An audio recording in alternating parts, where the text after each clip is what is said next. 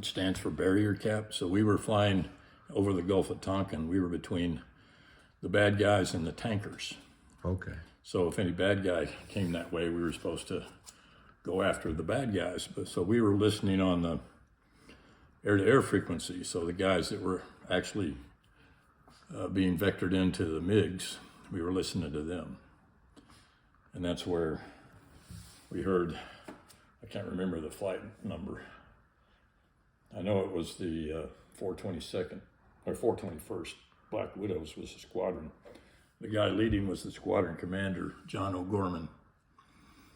And they were being vectored onto some bandits by Red Crown, which is a ship out in the Gulf. It has good radar. And so they see what they think is MiGs, and they tell the air-to-air guys who are flying F-4s with AIM-7 and AIM-9 missiles on them, and some of them had guns because they were flying F-4Es. And they would say, you know, bandits bullseye 090 at 15. So bullseye was Hanoi. And so that's what they would put in their INS.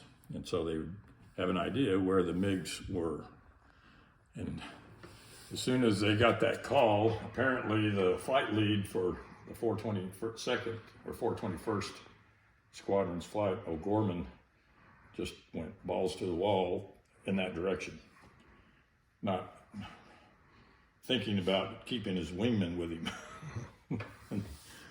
And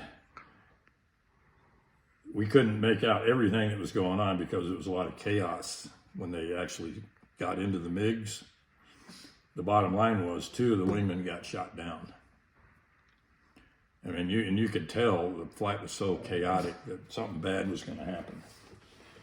You know, and we're just sitting there listening. That's all we were doing. We were just listening and just, you know, listening for any MiGs coming our way, but none ever did. So it was just very disheartening, you know, to hear that. And that guy O'Gorman, what I was told after that, ended up, he got fired from his squadron commander position. And he ended up being a guy that had 5 wingmen shot down. So they called him a black ace. Ouch.